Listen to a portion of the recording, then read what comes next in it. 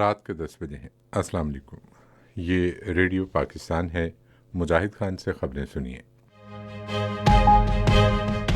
اہم خبروں کا خلاصہ۔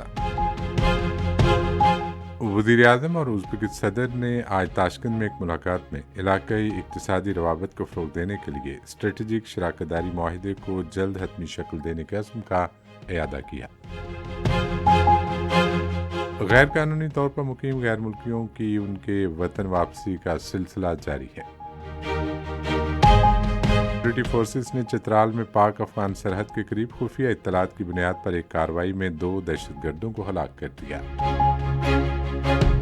آج رات پونے میں آئی سی سی عالمی کپ میں انگلینڈ نے نیدرلینڈ کو 160 رن سے ہرا دیا۔ اور اب خبریں تفصیل کے ساتھ۔ پاکستان اور ازبکستان نے علاقائی اقتصادی استحکام کو فروغ دینے کے لیے تصویراتی شراکت داری کے معاہدے کو جلد حتمی شکل دینے کے عزم کا اعادہ کیا ہے۔ اس عزم کا اظہار آج تاشکند میں وزیر اعظم انوار الحق کاکڑ اور ازبکستان کے صدر شوکت مرزیوف کے درمیان 2 طرفہ ملاقات میں کیا گیا۔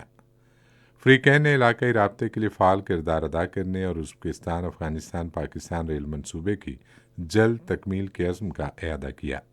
وزیر اعظم انوار الحق کاکڑ اور ازبک صدر شوکت مرزیوف نے غزہ میں جاری انسانی صورتحال اور دوسری علاقائی اور عالمی پیش رفت پر تبادلہ خیال کیا۔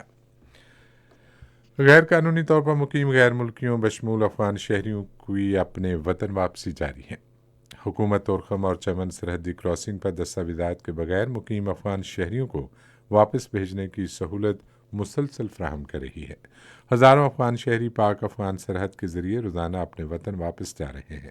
تفصیلات کے مطابق 231 گاڑیوں کے ذریعے تقریباً 5000 غیر قانونی طور پر مقیم افغان شہری گزشتہ روز افغانستان واپس چلے گئے۔ اب تک پاکستان میں غیر قانونی طور پر مقیم تقریباً 2,03,000 افغان شہری افغانستان واپس جا چکے ہیں۔ غیر قانونی طور پر مقیم افغان شہریوں کی وطن واپسی دونوں ممالک کے درمیان اور خطے میں دیرپا امن کے لیے ناگزیر ہے۔ پاکستان اور سعودی عرب نے ذرائع ابلاغ، ڈرامہ اور دیگر متعلقہ شعبوں میں تعاون کے مزید فروغ پر اتفاق کیا ہے۔ یہ اتفاق رائے نگران وزیر اطلاعات و نشریات مرتضی سولنگی اور پاکستان میں سعودی عرب کے سفیر نواف بن سعید المالکی کے درمیان ملاقات میں ہوا۔ دونوں رہنماؤں نے ذرائع ابلاغ اور مواصلات کے شعبوں میں پاکستان اور سعودی عرب کے درمیان طے پانے والے معاہدوں پر عمل درآمد کی رفتار تیز کرنے پر بھی اتفاق کیا۔ شہداء کے عزیز و اقارب نے دہشت گردوں کے مقدمات کی تیزی سے سماعت کے لیے ملک میں فوجی عدالتوں کی فوری بحالی کا مطالبہ کیا ہے۔ آج دوپہر اسلام آباد میں مشترکہ پریس کانفرنس سے خطاب کرتے ہوئے انہوں نے کہا کہ دہشت گردوں سے کوئی نرمی نہ برتی جائے۔ پاکستان نے یوکرین اور پاکستان کے وزرائے دفاع کے درمیان ہتھیاروں کی فراہمی کے بارے میں مذاکرات کا عمومی تاثر مسترد کر دیا ہے۔ دفتر خارجہ کی ترجمان ممتاز زہرہ بلوچ نے ایک بیان میں وضاحت کی کہ پالیسی کے تحت پاکستان کسی بھی متنازع خطے کو اسلحے کی فراہمی نہیں کرتا۔ انہوں نے کہا کہ پاکستان اور یوکرین کے وزرائے دفاع کے درمیان گزشتہ روز کی ٹیلی فونک بات چیت میں اس معاملے پر کوئی گفتگو نہیں ہوئی۔ انہوں نے کہا کہ پاکستان نے یوکرین کو نہ تو اسلحہ فراہم کیا اور نہ کرنے کا ارادہ ہے۔ سیکورٹی فورسز نے ضلع چترال میں پاک افغان سرحد کے قریب ارسون علاقے میں خفیہ اطلاعات کی بنیاد پر ایک کارروائی میں 2 دہشت گردوں کو ہلاک اور 4 کو زخمی کر دیا۔ علاقے میں ممکنہ طور پر موجود دہشت گردوں کی تلاش کے لیے ملحقہ علاقوں میں کارروائی جاری ہے۔ سابق vice chief of army staff retired general سوار خان کی نماز جنازہ آج آرمی قبرستان راولپنڈی میں ادا کی گئی۔ بڑی فوج کے سربراہ جنرل عاصم منیر اور بڑی تعداد میں سول اور عسکری حکام سمیت سینئر ریٹائرڈ فوجی افسروں اور مرحوم کے عزیز و اقارب نے نماز جنازہ میں شرکت کی۔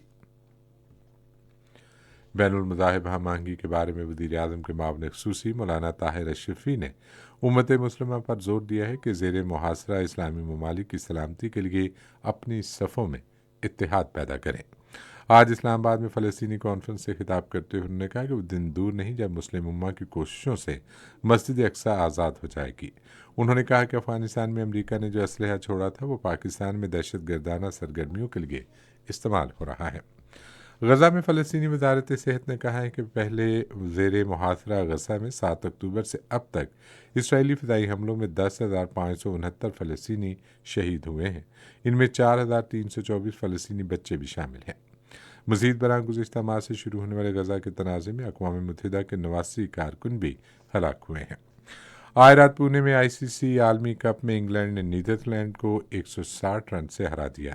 انگلینڈ نے پہلے بیٹنگ کرتے ہوئے مقررہ 50 اوورز میں 9 وکٹوں کے نقصان پر 339 رنز بنائے۔ جواب میں نیدرلینڈ کی ٹیم 37.2 اوورز میں 179 رنز بنا کر آؤٹ ہو گئی۔ اسی کے ساتھ خبریں ختم ہوئی۔ مزید خبروں اور تجزیوں کے لیے آئیے ہماری ویب سائٹ پر، پتہ ہے radio.gov.pk، اور فیس بک کے link radio Pakistan news official پر براہ راست ویڈیو اسٹریمنگ بھی ملاحظہ کیجیے۔